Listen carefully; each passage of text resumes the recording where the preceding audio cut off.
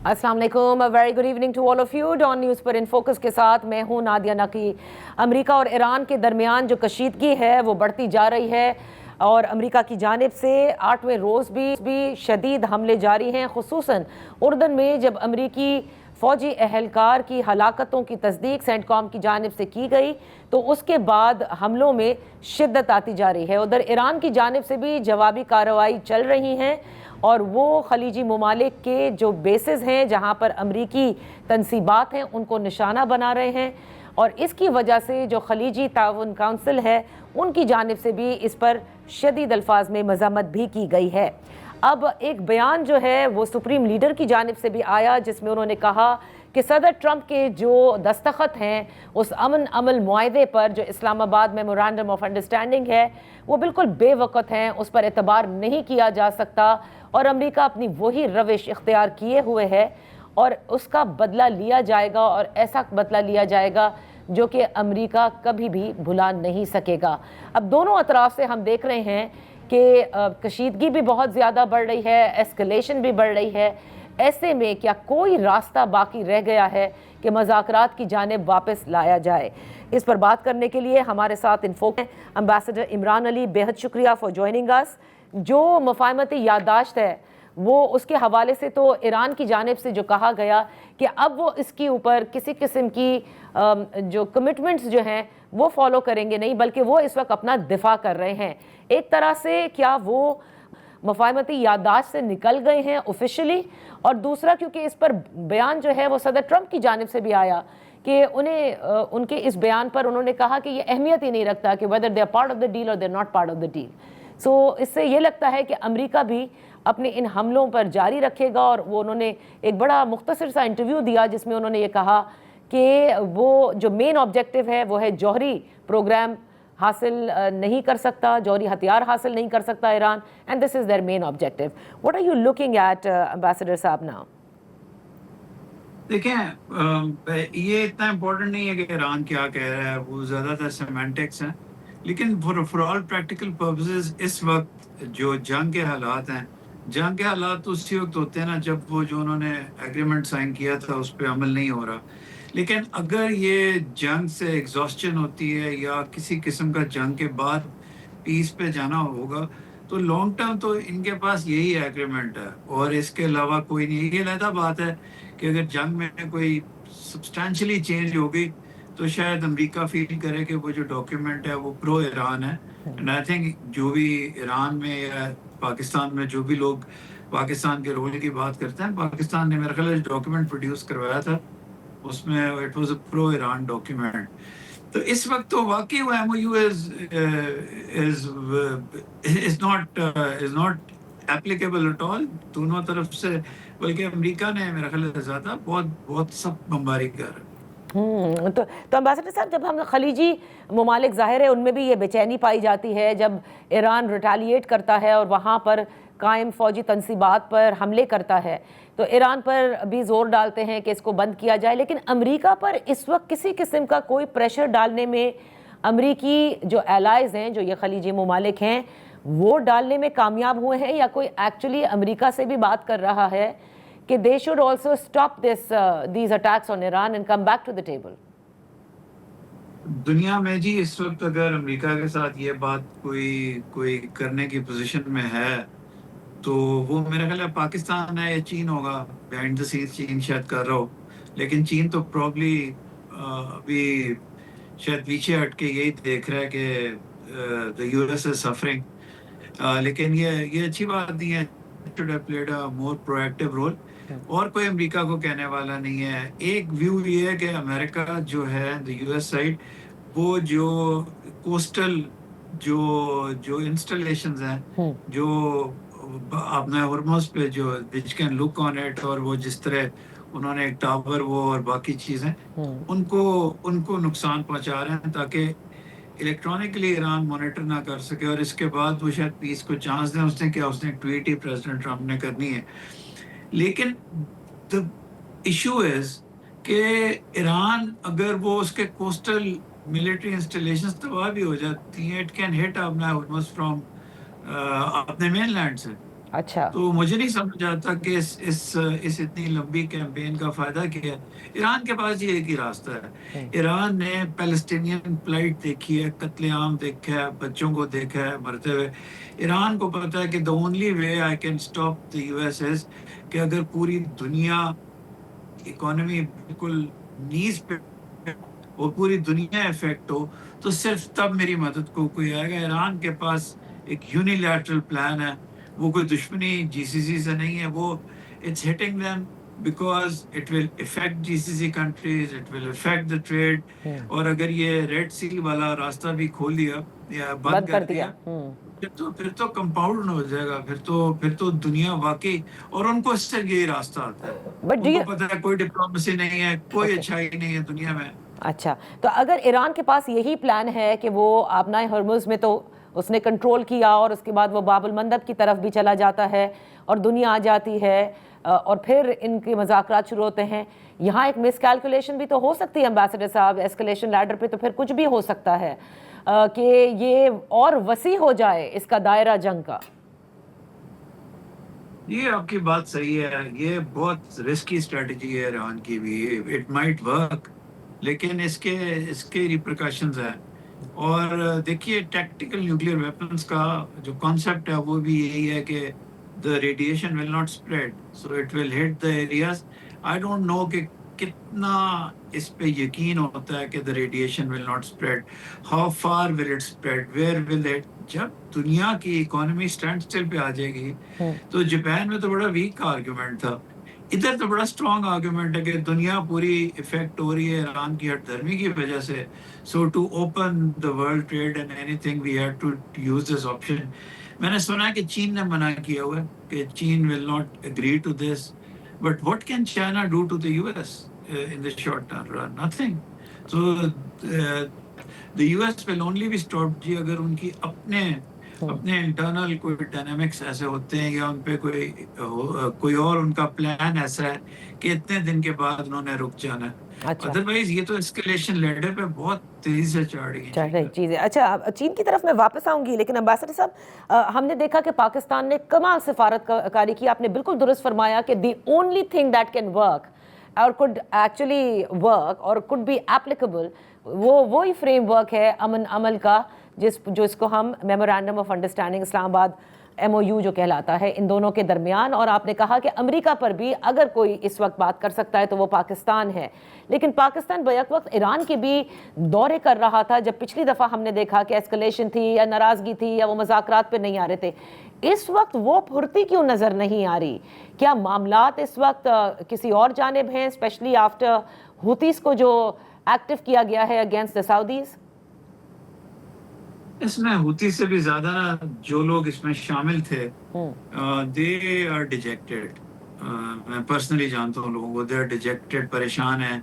وہ سمجھتے تھے کہ انہوں نے بہت میٹیکولسلی ایک چیز بنائی تھی, وہ یہ چاہتے تھے کہ 60 days کی ٹاکس تو ہو جائیں, لیکن جب 60 days کی انیشیل ٹاکس ہی نہیں ہوئی which would have led to something bigger, تو اس لیے وہ ڈیجیکٹڈ ہیں. اور وہ یہ سوچتے ہیں کہ ہم جہاں بھی جائیں گے اس وقت جنگ کے دوران بہت مشکل ہے کہ کوئی ہماری بات مانے گا.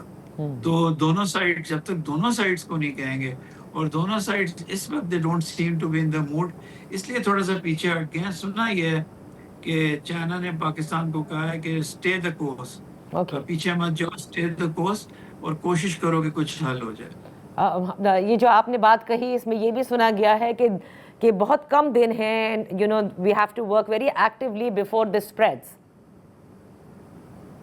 کوئی ایسی چیز ہے جو چائنا کو اور دنیا کو پتہ ہے. I don't know ایران کے پاس کون سی میزائلز ہیں جن کا شاید ہمیں نہ پتہ ہو, کیونکہ وارننگ بھی ہے سپریم لیڈر کی طرف سے 3 دن کی, چائنا بھی 3 دن کی بات کر رہا ہے. So there's something afoot. کوئی ایسی چیز ہے جو شاید ہمیں نہ پتہ ہو, اور جس کے بعد چائنا فیل کرتا ہے کہ ایک دفعہ وہ ایسکلیٹ ہو گیا تو وہاں سے واپسی کا کوئی راستہ نہیں ہے. یہ بڑی سگنیفیکنٹ بات ہے. اور آپ نے دیکھا کہ سپریم لیڈر کے مشیر نے یہ بھی کہا ہے کہ اگر مزید حملے ہم پر کیے گئے تو جنگ کا دوسرے رخ کی طرف لے جائیں گے. اب وہ دوسرا رخ کیا ہے, کسی اور رخ کی طرف لے جائیں گے, وہ میں یہی آپ اس پر زیادہ روشنی ڈال سکتے ہیں. نہیں ڈال سکتا کیونکہ ایک سوشل میڈیا پہ میں نے زیادہ دیکھا ہے اسٹریٹجک جگہوں سے نہیں کہ they have some sort of very destructive missiles جو دی گئی ہیں ایران کو، لیکن وہ ڈسٹرکٹیو میزلز بھی صرف جی سی سی کنٹریز کو ہٹ کر سکتی ہیں نا. وہ کس کو ہٹ کریں گے؟ یا تیل اویو کو ہٹ کریں گے. بس یہی ایک دو چیزیں ہیں. اچھا، کہ ان کے اور ایران کے پاس ایسی کون سی چیز ہے؟ کچھ بھی نہیں. اب آتے ہیں امریکہ کی طرف. امریکی صدر کا ایک طرف ڈومیسٹک پالیٹکس کے اندر یہ تھا کہ ان کا گراف نیچے گر رہا ہے، ان کے مڈ ٹرم آ رہے ہیں، they have to be out of this war. اس وقت اسرائیل تو بالکل پیچھے کھڑا ہے، اور اصل چیز جو امریکہ کو جس نے اس میں لے کر آئے تھے وہ پیچھے ہیں، اور امریکہ اس وقت مستقل آگے آ گیا ہے. تو کیا ڈومیسٹک پالیٹکس بھی صدر ٹرمپ پر کسی طرح یا امریکی ایڈمنسٹریشن پر اس وقت ایکٹ نہیں کر رہی؟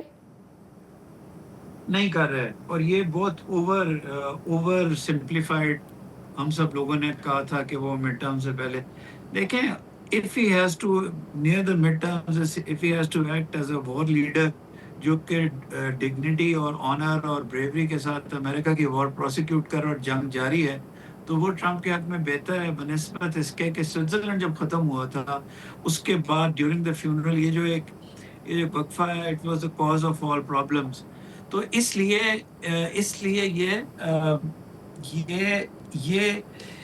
یہ بہت اب جو کمپس ہے وہ چینج ہو گیا ہے امریکہ کا. وہ it wants to be seen as a victor even if the war continues till that time. تو اب آپ سمجھتے ہیں کہ چائنا پیچھے اور پاکستان کی جو سفارتکاری اور جو ریجنل پارٹنرز ہیں جس میں ایجپٹ، سعودی، ترکیہ، قطر، یہ سب لوگ اس وقت تیز تر ڈپلومیسی میں شامل ہوں گے ٹو برنگ دیم بیک، اور یہ جو فاصلے بہت زیادہ بڑھ گئے ہیں اس کو کم کرنے کی کوشش کریں گے؟ پاکستان، سعودی عربیہ اور ٹرکی وہ کنٹریز ہیں جو کہ پلیسڈ ہیں، جو کہ بات کریں گی. چائنا ڈائریکٹلی بات نہیں کرے گا. چائنا نے شاید کوئی وارننگز وغیرہ دی ہوئی ہیں، اور یہی 3 ملک ہیں. اب ان تینوں کی کتنی کیپیسٹی ہے؟ سنا ہے کہ جب فیلڈ مارشل صاحب ٹرکی گئے تھے so they try to talk to president Trump اور وائس پریزیڈنٹ. سیکرٹ ہے یہ چیزیں، تو وہ انہوں نے بھی بات کی تھی کہ رک جائیں. لیکن اب پریزیڈنٹ ٹرمپ ایک ہائی ہارس پہ ہیں جس میں وہ بتانا چاہتے ہیں کہ آئی ہیو ڈینوڈیڈ ایران. انہوں نے ایم او یو نہیں مانا، میں ان کو ٹھکانے لگا دوں گا. سو وہ اس ویو کے اوپر ہے. اوکے، تو امبیسڈر صاحب دوسری طرف اگر آپ اس کا پورا بڑا کینوس دیکھیں، جہاں غزہ کے اندر بھی اٹیکس ہو رہے ہیں، جہاں آپ لبنان کے اندر بھی دیکھ رہے ہیں، تو یہ تو پورا اب ایک بہت ہی ٹربلڈ مشرق وسطیٰ نظر آ رہا ہے. اور اس سب ہائی ہارس کے اوپر اگر ہیں ٹرمپ، اس میں اس پوری ایسکلیشن میں ہر طرف بھارت کہاں کھڑا ہے، یہ بڑا امپورٹنٹ ہے. بھارت irrelevant ہے. کئی دفعہ تو it should consider itself lucky کہ وہ صرف ان کی آئل اور گیس کی وہ جو پرائسز اور ان کا مسئلہ ہے، باقی irrelevant ہے. It's not diplomatically even they're not even talking about it. تو یہی 3 ملک ہیں، اور بالکل آپ صحیح کہہ رہی ہیں کہ بہت ٹربلڈ مڈل ایسٹ ہے. لیکن ایران کے پاس بھی نہ صرف ان کا خیال ہے کہ ہمارے سروائیول کا جتنی مرضی ہماری بری حالت ہو جائے، ہمارا ایک ہی گیم پلان ہے to stop the waterways from working. یہ اپنا ہرمز، اور پھر یہ دین دے ول go to Bab el-Mandeb eventually. So they have only to stop the waterways, اور ان کے پاس یعنی امریکہ کے پاس کوآسیو ڈپلومیسی. جی وہ کامیاب ہوں یا نہ ہو، کچھ بھی ہو، they have just one game plan. جس طرح فرسٹ ورلڈ وار میں جرمنی کے پاس ایک شلیفن پلان تھا اور کوئی چیز نہیں تھی، ان کے پاس صرف ایک پلان ہے. رائٹلی سو انہوں نے دیکھا کہ the world conscience has done nothing in Lebanon, it has done nothing in Gaza. As we speak Gaza پہ اٹیکس ہوتے ہیں، فیملیز وائپ آف ہو جاتی ہیں. تو ان کو doesn't have a conscience، اور وہ سمجھتے تھے کہ یہ ایم او یو جو ہے یہ پاکستان کو بیوقوف امریکہ نے بنایا ہے، انہوں نے اٹیک کرنا ہے. اس مائنڈ سیٹ کے ساتھ وہ کام کر رہے ہیں. رائٹ اور رانگ، میرا خیال تھا ان کو 60 ڈیز کو زیادہ چانس دینا چاہیے تھا، لیکن ان کا خیال تھا کہ ہم اپنا ہرمز کو فارملائز نہ ہونے دیں عمان روٹ کی طرف سے. تو this is what the world is right now. بہت بہت شکریہ امبیسڈر عمران علی صاحب for being with us on the show. یہاں ہوا ہے ایک بریک کا، بریک کے بعد واپس حاضر ہوں گے، بات کریں گے آزاد کشمیر میں ہونے والے انتخابات کی. Welcome back. آزاد کشمیر میں انتخابات اب بہت قریب آ چکے ہیں اور اسی حوالے سے انتخابی مہم بھی تیز کر دی گئی ہے، لیکن اسی اثنا میں جو جوائنٹ ایکشن کمیٹی کالعدم ہے اس کے جو معاملات ہیں وہ کیا انتخابات میں حائل ہو سکتے ہیں یا نہیں، اس پر بات کرتے ہیں. ہمارے ساتھ ان فوکس ہیں سید نیر حسین بخاری صاحب، سیکرٹری جنرل ہیں پاکستان پیپلز پارٹی کے، سابق چیئرمین سینٹ اور سینئر لیڈر. بہت شکریہ فار جوائننگ اس. بخاری صاحب، گلگت بلتستان الیکشنز کے بعد اب آپ آزاد کشمیر کے معاملات کو بھی دیکھ رہے ہیں، لیکن اس وقت جو معاملات ہیں جیسے کہ چیئرمین پاکستان پیپلز پارٹی نے کہا کہ ٹروتھ اینڈ ریکنسیلیشن کمیشن بنایا جائے اور انہوں نے حکومت سے یہ کہا ہے، جبکہ ابھی جواب نہیں آیا. اب پاکستان مسلم لیگ نون کے رہنما ہمارے پروگرام میں یہ کہہ چکے ہیں کہ اگر ٹروتھ اینڈ ریکنسیلیشن کمیشن بنایا بھی جاتا ہے تو اس میں سے جو نکلے گا وہ پاکستان پیپلز پارٹی کے جو وزیر اعظم اس وقت آزاد کشمیر میں ہیں فیصل راٹھوڑ صاحب، انہی کے حوالے سے نکلے گا کہ انہوں نے اپنی ذمہ داری پوری نہیں کی، وہ حالات کو مکمل طور پر کنٹرول نہیں کر پائے اور جسے کہتے ہیں نا کہ ٹائملی جو ایکشن لینا تھا وہ کرنے میں انہیں ناکامی ہوئی ہے.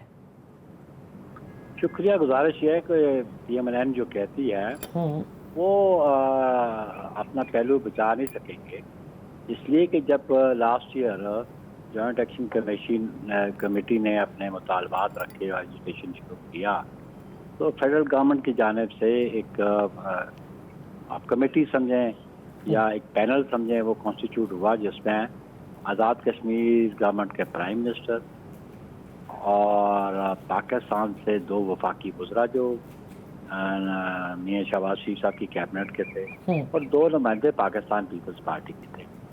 انہوں نے نیگوسیشنز کی، ان کے مطالبات دیکھے اور اراؤنڈ 38-39 پوائنٹس تھے جو انہوں نے ڈیمانڈ کی. صحیح. اور میجورٹی آف دا ڈیمانڈ جو تھی وہ پرائمریلی ایک تو ان کو ایشو تھا الیکٹریسٹی کی بلز کا اور اس کی کنزمپشن چارجز کا. سیکنڈلی تھا ایشو، جو میجر ایشو تھا وہ تھا اس کا subsidy on wheat. Right. Thirdly انہوں نے یہ کہا تھا کہ جی نمبر آف جو کیبنٹ ممبرز ہے it should not be beyond 20. تو ان چیزوں پہ تو عمل درآمد ہو گیا تھا. اور ایک موسٹ امپورٹنٹ بات جو پھر انہوں نے کی تھی وہ تھی ریفیوجیز کی سیٹس جو ہیں ان پاکستان. صحیح. یہ ان کو ابالش کیا جائے اور ان کے ریزننگ تھے ابالش کرنے کے. ریزننگ یہ تھے کہ وہ یہ نہیں کہ وہ ڈینائی کرتے تھے کہ ریفیوجیز کوئی رائٹ نہیں ہے، لیکن ریفیوجیز کا جو انتخابات تھے اس پہ براہ راست انفلوئنس ہوتا تھا پنجاب گورنمنٹ کا اور فیڈرل گورنمنٹ کا. پنجاب گورنمنٹ بھی نون کی ہے اور فیڈرل گورنمنٹ بھی نون کی ہے. اور پھر اس بات کو زیادہ ہوا دی اور وہ زیادہ اریٹیٹ ہوئے رانا ثناء اللہ صاحب کی ایک اسٹیٹمنٹ سے کہ ہماری تو آزاد کشمیر میں گورنمنٹ بنانے کی ہماری تو کاؤنٹنگ کی 11 سیٹیں، میننگ دیر بھائی 11 سیٹیں تو ہمارے جو پنجاب میں وہ تو ہماری پاکٹ میں، اور پھر باقی جو رزلٹ آئیں گے 33 سیٹس پہ تو will be in a majority to form a government. You got my point? That was the irritating thing. اچھا. اور اس پہ انہوں نے کہا کہ کیوں کہ جو آزاد کشمیر کے انتخابات ہیں ان کے ریزلٹس کو ڈائریکٹلی افیکٹ کرتی ہیں یہ جو مہاجرین کی نشستیں ہیں. اچھا. جی ہاں. تو information of government they play an important role.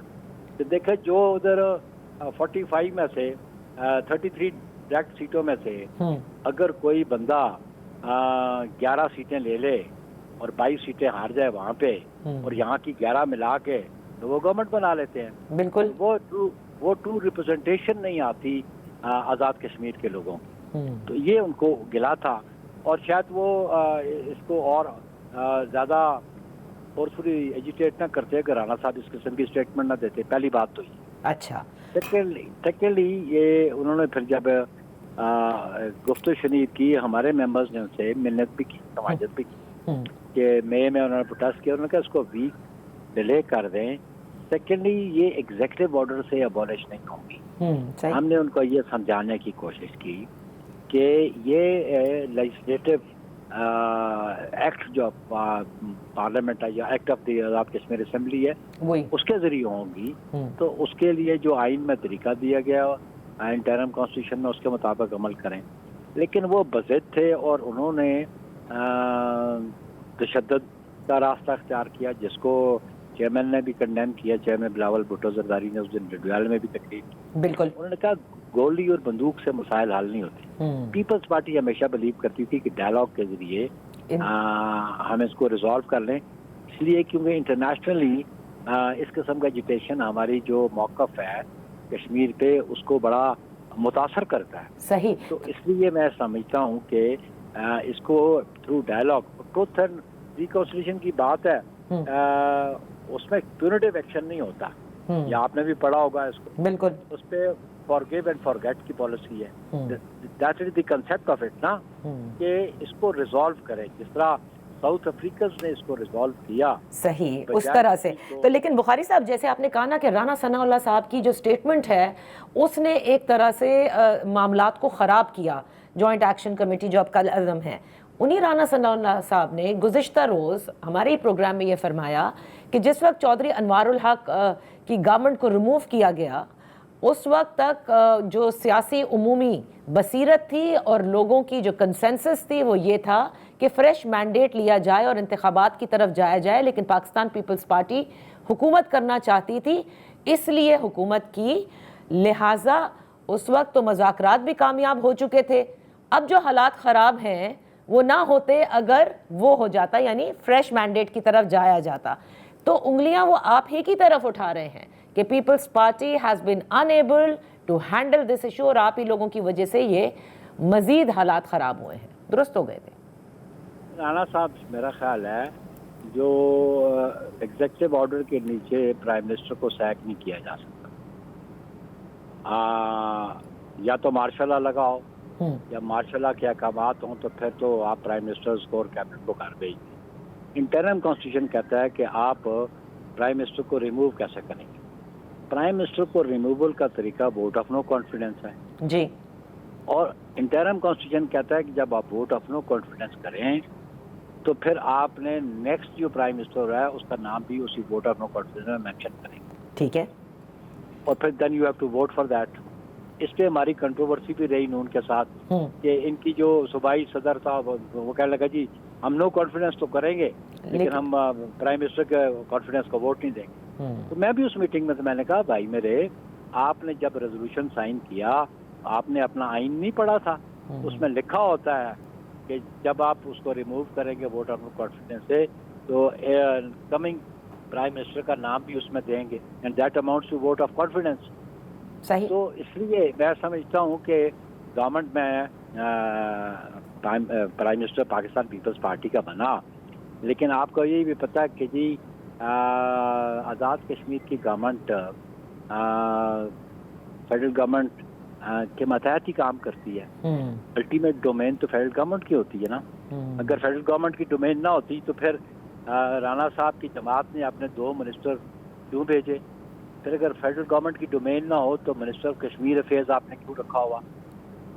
صحیح. کشمیر افیئرز کا منسٹر ہے نا. بالکل ہے. وہ نیگوشیشن میں گا تو پھر اس کا مطلب ہے کشمیر افیئرز کے اگر منسٹر کی فیلئر ہے تو it is failure of then Shehbaz Sharif and his cabinet. یہی پھر ریزیوم کریں گے نا آپ. بخاری صاحب یہاں وقت ہوا ہے ایک بریک کا. بریک کے بعد ہم اپنی گفتگو جاری رکھیں گے.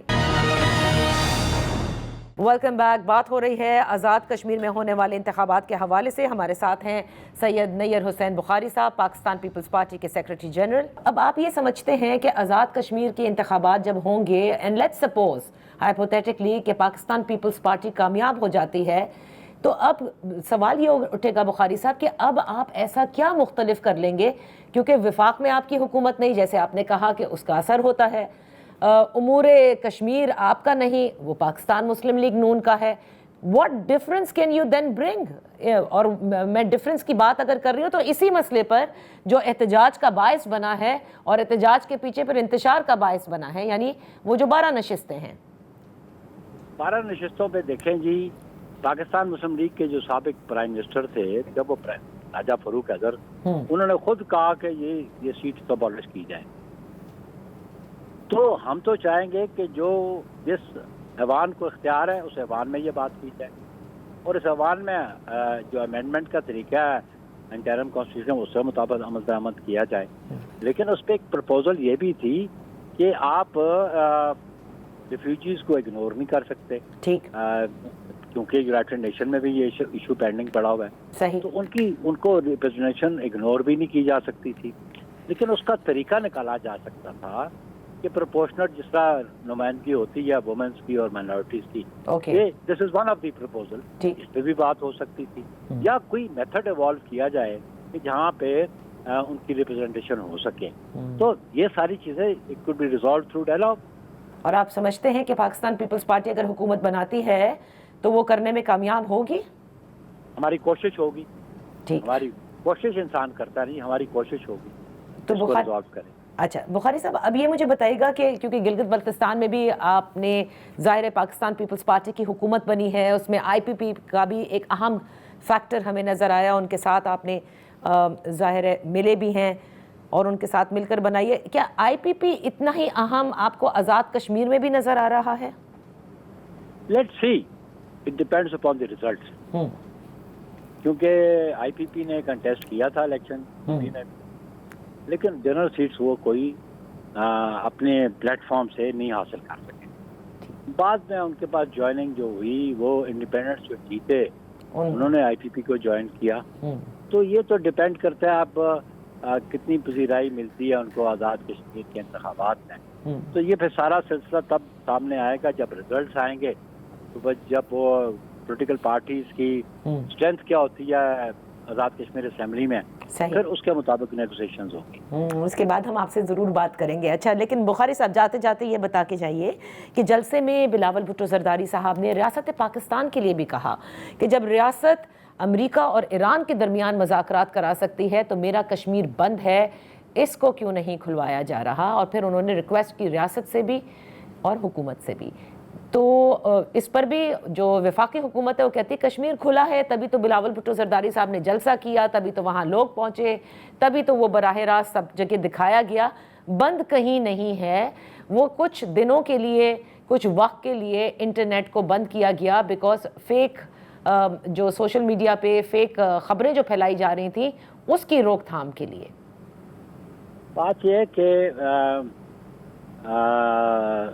انگلی کے پیچھے سورج چھپا نہیں کرتا.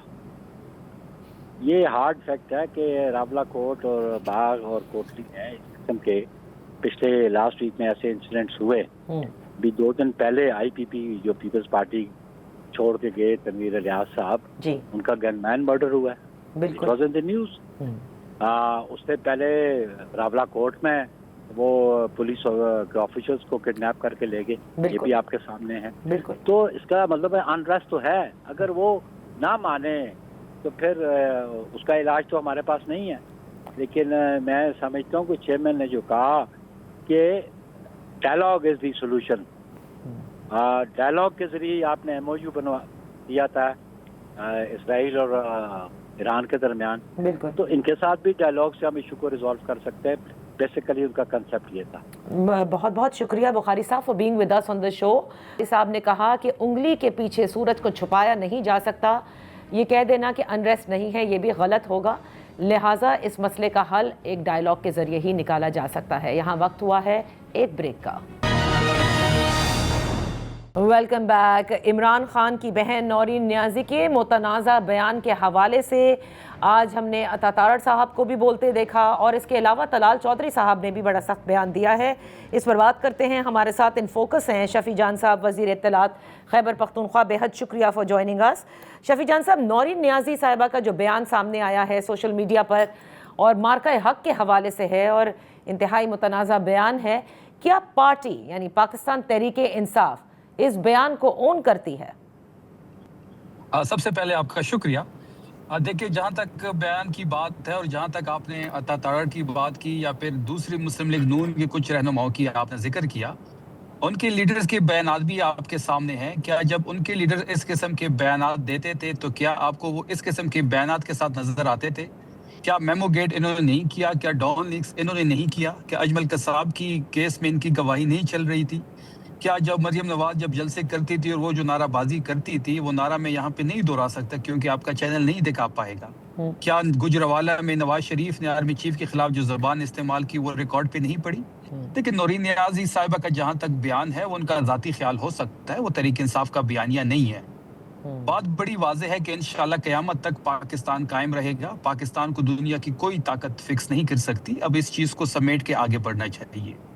اوکے، تو اس کا مطلب صاف ہے کہ پارٹی جو ہے وہ اس بیانیے کے ساتھ نہیں ہے جو نورین نیازی صاحبہ کا بیان ہے، لیکن عطا تارڑ صاحب ہوں، طلال چودھری صاحب ہوں، یہ کہتے ہیں کہ بانی پی ٹی آئی اور ان کے خاندان کا ہدف پاکستان کو نقصان پہنچانا ہے۔ دیکھیں، عمران خان صاحب سے بڑا محب وطن کوئی نہیں ہے، بارہا اس چیز کا ہم عملی ثبوت بھی دے چکے ہیں، عمران خان صاحب بھی عملی ثبوت دے چکے ہیں۔ اب ان جیسی چیزوں کو عمران خان صاحب کے ساتھ جوڑنا یہ زیادتی ہوگی۔ جب بھی پاکستان کی باری آئی ہے عمران خان صاحب نے ہمیشہ پاکستان کو ترجیح دی ہے۔ آپ کو یاد ہوگا یہ ابھی ریسنٹلی بات ہے کہ جب ہم راولپنڈی میں لیاقت باغ میں جلسہ کرنے جا رہے تھے اور یہاں پہ اسلام آباد ٹاکس ہو رہے تھے، تو اسلام آباد ٹاکس کے لیے عمران خان صاحب سے مشاورت جب ہوئی تو انہوں نے جلسہ کینسل کرنے کے کہا اور ہمیں کہا کہ آپ 10 روز کے اندر خیبر پختونخوا میں جلسہ کریں۔ صحیح۔ جب بھی پاکستان کی باری آئی ہے عمران خان صاحب نے اپنی ذاتی ترجیحات کو سائڈ پہ رکھا ہے اور وہ پاکستان کے ساتھ کھڑے ہوئے ہیں۔ ورلڈ کپ جیتنا ہو، شوکت خانم بنانا ہو، نمل بنانا ہو یا پھر القادر ٹرسٹ یونیورسٹی بنانا ہو، تمام تر چیزیں پوری قوم کے سامنے ہیں۔ عمران خان صاحب سے بڑا محب وطن پاکستان کے اندر، اس پاکستان کے سیاسی منظرنامے پہ کوئی بھی نہیں ہے۔ تو شفیع جان صاحب، ویسے یہ بات آپ لوگوں کو بھی یعنی پارٹی کو بھی بڑی عجیب لگی ہوگی کہ جیسے کہ مارکہ حق جو ہے وہ کولوژن سے ہوا ہے، یعنی کہ پاکستان خدا نخواستہ مودی کے ساتھ مل کر کے اس نے یہ سب کیا ہے۔ نہیں، میں نے تو بڑا کلیئرلی کہا کہ پاکستان کو کوئی بھی فکس نہیں کر سکتا، پاکستان کے ساتھ اللہ کی مدد ہے، یہ انشاءاللہ تا قیامت قائم رہے گا۔ پاکستان ہماری ایمان کا حصہ ہے، پاکستان کی حفاظت، ایک ایک انچ کی حفاظت ہمارا قومی فریضہ ہے۔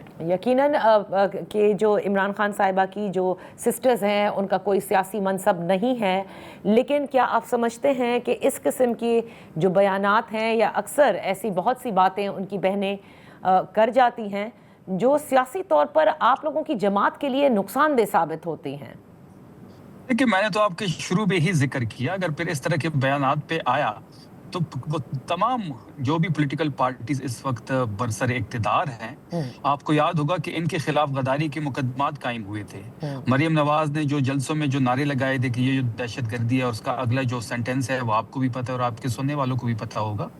اس کے ساتھ ساتھ پھر جو گجرانوالہ میں آرمی چیف کے بارے میں جو نواز شریف نے زبان استعمال کی، تو کیا ان پہ غداری کے مقدمات قائم نہیں ہوئے؟ اب یہ بتایا ہمیں جائے کہ اس ٹائم مقدمات کرنا غلطی تھی یا آج ان کو چوری شدہ مینڈیٹ پہ بیٹھانا غلطی ہے؟ تو اب یہ چیز اور یہ محب وطنی کی اور غداری کی سرٹیفکیٹ بھی بند ہونے چاہیے اور ہمیں ان چیزوں کو سائڈ پہ رکھ کے آگے بڑھنا چاہیے۔ But as a party political committee, جو آپ کی کور کمیٹی ہے، پولیٹیکل کمیٹی ہے، کیا کبھی کوشش کی کہ بہنوں سے رابطہ کر کے ان کو بتایا جائے کہ یہ چیزیں خود نہ صرف آپ کی جماعت کے لیے بلکہ آپ کی جماعت کے لیڈر کے لیے نقصان دہ ثابت ہوتی ہیں؟ دیکھیں، پارٹی کے اندر ڈیسیجن میکر موجود ہے، میں تو ڈیسیجن میکر نہیں ہوں، نہ ہی صوبائی حکومت کوئی ڈیسیجن میکر ہے۔ پارٹی کے معاملات پارٹی کے لوگ ہی دیکھتے ہیں، وہ ضرور اس بارے میں بات کریں گے۔ اب آتے ہیں اس معاملے کی طرف جس پہ خیبر پختونخوا کے وزیر اعلیٰ نے کہا ہے کہ پھر وہ شدید رد عمل دیں گے اگر جو ضم اضلاع کے اندر وفاقی ٹیکس لگایا گیا ہے، پہلے استثناء تھا وہ لگا دیا گیا ہے، اس پہ آپ لوگوں کی تحفظات تھے، وہ واپس نہیں لیا جاتا۔ تو وائی؟ بیکاز آپ اچھی طرح جانتے ہیں شفیع جان صاحب، یہی تو پاکستان کی معیشت کا ایک مسئلہ ہے، ریونیو کلیکشن، اور یہی ریونیو کلیکشن کا کلچر نہیں ہے۔ اب اگر لگ گیا ہے وفاقی ٹیکس تو کیا شدید رد عمل آپ نے دینا ہے؟ دیکھیے، ریونیو کلیکشن، دیکھیے بالکل آپ کی ایک حد تک تو بات ٹھیک ہے، لیکن جب یہ اضلاع ضم ہو رہے تھے، فاٹا کے جو سابق اضلاع ہے خیبر پختونخوا کا حصہ بن رہے تھے، تب ان کے ساتھ وعدہ کیا گیا تھا کہ 10 سال تک کوئی بھی ٹیکس نہیں لگایا جائے گا۔ پھر اسی طرح اگر سابقہ پاٹا کی ہم بات کریں مالاکنڈ ڈویژن کے ساتھ، تو ان کے ساتھ 100 سال معاہدہ موجود ہے۔ جب معاہدہ گورنمنٹ نے کیا ہے، جب معاہدہ ریاست نے کیا ہے، تو اس معاہدے کا پاس رکھنا چاہیے۔ صوبائی حکومت نے جو سروس سیل ٹیکس تھا وہ بھی وڈرا کر دیا ہے، تو تو ہم فیڈرل حکومت سے بھی ایک جرگہ آپ نے دیکھا ہوگا کہ سہیل جی افریدی صاحب کی سربراہی میں پچھلے دنوں سی ایم ہاؤس میں ہوا، اور افریدی صاحب کی بہت بڑی خوبی ہے کہ جب بھی اس قسم کے کلیکٹیو ایشو آتے ہیں خیبر پختونخوا کے متعلق، تمام لوگوں کو اکٹھا کر لیتے ہیں اپنی سربراہی میں. آپ نے دیکھا ہوگا کہ امن جرگہ ہوا اسمبلی کے اندر، آپ نے دیکھا پھر جب گندم اور سی این جی کا ایشو بنا تب بھی تمام لوگوں کو افریدی صاحب نے اکٹھا کیا، اور اس پاٹا اور فاٹا کے ٹیکس پہ بھی تمام سیاسی قوتوں کو اکٹھا کیا گیا، اور بڑا کلیئر میسج دیا گیا کہ اس ٹیکس کو واپس لیا جائے، جو معاہدے ان کے ساتھ ہوئے ہیں ان کا پاس رکھا جائے، اگر نہیں ہوں گے تو پھر احتجاج ہوگا آئین اور قانون کے دائرے کے اندر. خیبر پختونخوا کی تمام عوام ہوگی اور تمام سیاسی قوتیں اکٹھی ہوں گی. اور کیونکہ کیا گورنر بھی اس بات سے متفق ہیں، کیونکہ وہ دوسری جماعت کے ہیں، وہ متفق ہیں کہ ہاں استثناء حاصل ہونا چاہیے ہے ان دیکھیے ضم شدہ اضلاع کو؟ اس جرگے میں تمام سیاسی قوتوں کو اکٹھا کیا تھا. اس میں اپوزیشن لیڈر مسلم لیگ نون کے بھی موجود تھے، ایم پی بھی وہاں پہ موجود تھی، وہاں پہ پیپلز پارٹی بھی تھی، جماعت اسلام بھی تھی، جی یو آئی بھی تھی، اور تحریک انصاف ڈیفینیٹلی ہوسٹ کر رہی تھی اس کو. شرپاؤ گروپ جو ہے وہ بھی تھا، این ڈی ایم بھی تھا. اس کے ساتھ ساتھ جتنے بھی یہاں پہ سیاسی اور مذہبی قوتیں ہیں تمام لوگ موجود تھے، اور تمام لوگوں کا ایک ہی بات پہ اتفاق ہے کہ فاٹا اور پاٹا پہ جو ٹیکس لگایا گیا ہے وہ غیر قانونی ہے، غیر آئینی ہے، اور جو معاہدہ ان کے ساتھ ہوا یہ اس کی خلاف ورزی ہے، تو اس کو واپس لیا جائے. تمام سیاسی قوتیں گورنر سمیت اس میں متفق ہیں. کیونکہ پہلے بھی آپ لوگ وزیر اعظم کو خط لکھ چکے ہیں اس حوالے سے، اور اب تو خیر جرگہ کا آپ کہہ رہے ہیں کہ کلیکٹیو ڈیسیشن بھی ہے، پھر شدید رد عمل کا بھی کہا گیا ہے. واٹ کائنڈ آف اے شدید رد عمل آر وی لوکنگ ایٹ؟ دیکھیں اس وقت آپ دیکھ رہے ہوں گے کہ مالاکنڈ ڈویژن میں لوگ سڑکوں پہ ہیں، اس تاجر برادری ہماری سڑکوں پہ ہیں، جو یہاں پہ چیمبر آف کامرس کے ہمارے جو لوگ ہیں وہ سڑکوں پہ ہیں، عام عوام اس وقت سڑکوں پہ بیٹھی ہوئی ہے. کئی مظاہرے آپ نے دیکھے ہوں گے، اور مظاہروں میں ایک ہی مطالبہ کیا جا رہا ہے کہ جو فیڈرل حکومت نے جو ٹیکس لگایا ہے اس کو واپس کیا جائے، جو معاہدہ ان کے ساتھ ہوا تھا اس کا پاس رکھا جائے. اوکے تو شفیع جان صاحب دوسری بات امن کی کرتے ہیں، جیسے آپ نے امن جرگے کا بھی ذکر کیا. خیبر پختونخوا کے جو گورنر ہیں فیصل کریم کنڈی صاحب، وہ یہ کہتے ہیں کہ کے پی میں بھی بلوچستان کی طرز پر جو آج کل وہاں آپریشن شابان چل رہا ہے فتنہ الخوارج کے خلاف، اسی قسم کا خیبر پختونخوا میں بھی ہونا چاہیے. کیا آپ کی صوبائی حکومت بھی یہ سمجھتی ہے؟ دیکھیے صوبائی حکومت کسی ملٹری آپریشن کو سپورٹ نہیں کرے گی. ملٹری آپریشن ان چیزوں کا حل نہیں ہے. 20 سال سے یہاں پہ ملٹری آپریشن ہو رہا ہے. اگر ملٹری آپریشن ان چیزوں کا حل ہوتا تو یہاں پہ دہشت گردی بھی نہ ہوتی، یہاں پہ دہشت گرد بھی نہ ہوتے. دیکھیے خیبر پختونخوا کی ڈائنامکس بلوچستان سے چینج ہے. بلوچستان کے متعلق اگر آپ بات کریں تو وہاں پہ تو تمام لوگ ایک پیج پہ ہے. صوبائی حکومت پیپلز پارٹی کی ہے، فیڈرل میں نون لیگ بیٹھی ہوئی ہے، اور ریاستی ادارے بھی ان کے ساتھ ایک پیج پہ ہے. تو وہاں پہ 80% بلوچستان کیوں نو گو ایریا بنا ہوا ہے؟ یہ کس کی ناکامی ہے؟ یہ ناکامی کا اعتراف کون کرے گا؟ کیا صوبائی حکومت استعفیٰ دے گی؟ کیا فیڈرل حکومت یہ ناکامی اپنے کھاتے میں ڈالے گی، یا پھر ریاستی ادارے وہاں پہ امن لانے میں ناکام ہو چکے ہیں؟ یہ بہت بڑا ایک سوال ہے. خیبر پختونخوا کے متعلق جب بھی بات ہوتی ہے تو یہ کہتے ہیں کہ صوبائی حکومت ہمارے ساتھ ایک پیج پہ نہیں ہے. بالکل صوبائی حکومت جو ہے ملٹری آپریشن کو سپورٹ نہیں کرے گی. ہم چاہتے ہیں کہ ہم مذاکرات سے چیزیں حل ہو سکتی ہیں. ماضی بھی ہم نے مذاکرات میں بڑی کامیابیاں حاصل کی ہیں. مذاکرات ہی واحد حل ہے. مذاکرات تو کئی بار ہو بھی چکے ہیں، اب پچھلے سی ایم بھی کر چکے ہیں، امن جرگے بھی ہو چکے ہیں. کیا نتیجہ نکلا؟ وہی قتل و غارت. تو ملٹری آپریشن بھی تو 20-22 سال سے چل رہا ہے. پھر وہاں پہ جو ریزلٹس آ رہے ہیں وہ بھی تو سود مند نہیں ہیں. دیکھیں جہاں تک مذاکرات کی آپ نے بات کی، ہمیشہ فیڈرل حکومت نے اس کا پاس نہیں رکھا. جو بھی معاہدہ ہوتا ہے یہ ان کی خلاف ورزی کرتے ہیں، چاہے آئی ڈی پیز کو کھلے آسمان کے تلے نیچے چھوڑنا، یا پھر خیبر میں جس طریقے سے ہمارے اوپر آپریشن امپوز کیا گیا. جب تک خیبر پختونخوا کی حکومت کو ایز اے اسٹیک ہولڈر آپ آن بورڈ نہیں لیں گے، جب تک ہمارے لوکل قبائلی امیدین کو آن بورڈ نہیں لیں گے، آپ کبھی بھی سود مند رزلٹ حاصل نہیں کر سکتے. اکراس دا بورڈ سب کو بیٹھانا چاہیے، صوبائی حکومت کی نمائندگی ہونی چاہیے، ہماری قبائلی مشران ہونا چاہیے، اس پالیسی کا حصہ ہونا چاہیے، تب چیزیں بہتر ہو سکتی ہیں. انہوں نے کئی دفعہ آپ کو دعوت بھی دی، لیکن اس وقت ملاقات کا آڑے آ جاتی ہے کہ ملاقات کرائیں تو ہی ہم حصہ لیں گے. یہ بھی چیزیں آن ریکارڈ ہیں نا شفیع جان صاحب؟ دیکھیں ملاقات کی جہاں تک بات ہے، مجھے نہیں لگتا کہ فیڈرل حکومت کے اختیار میں ہے وہ لیڈر آف اپوزیشن کے ساتھ بیٹھے یا پھر تحریک انصاف سے کوئی ملاقات کرے. آپ نے بارہا دیکھا ہوگا کہ شہباز شریف مذاکرات کی بات کرتے ہیں، دعوت بھی دیتے ہیں، لیکن وہ لیڈر آف اپوزیشن سے مل نہیں سکتے کیونکہ ان کو حامی نہیں بری جا رہی مقتدر سے. پھر اسی طرح آپ نے دیکھا ہوگا کہ قومی اسمبلی کے اسپیکر بھی بارہا اپنے آفس کا استعمال کا کہتے ہیں کہ آپ ہمارے آفس میں بیٹھے ہیں، مذاکرات کے ٹیبل پہ بات چیت کریں. لیکن جب لیڈر آف اپوزیشن کی بات آئی تو اس اسپیکر نے 5 مہینے نوٹیفیکیشن روکا ہوا تھا. اس لیے روکا ہوا تھا کہ مقتدرہ سے حامی نہیں بھری جا رہی تھی. پھر جب سہیل آفریدی صاحب نے اسٹریٹ موومنٹ چلائی, جب پریشر بڑھا تو نوٹیفیکیشن ہو گیا. تو ان کے اختیار میں نہیں ہے چیزیں. ہم نے جب بھی ان سے بات کی ہے, گوہر صاحب مذاکرات کو 3 دفعہ آگے لے کے بڑھے لیکن ڈیڈ لاک کا شکار ہوئے. ڈیڈ لاک کا شکار اس لیے ہوتے ہیں کہ موجودہ جو حکومت ہے ان کے پاس اختیار نہیں ہے. ہم نے جب بھی ان سے بات کی ہے یہ کہتے ہیں کہ ہم ان سے کنسلٹیشن کریں گے, ہم ان سے پوچھیں گے, ہم آپ کو رپلائی بیک کریں گے. اس کے بعد یہ ڈیڈ لاک کا شکار ہو جاتی ہیں. بہت بہت شکریہ شفیع جان صاحب for being with us on the شو. اسی کے ساتھ کا وقت ختم ہوتا ہے. اجازت دیجیے, اللہ حافظ.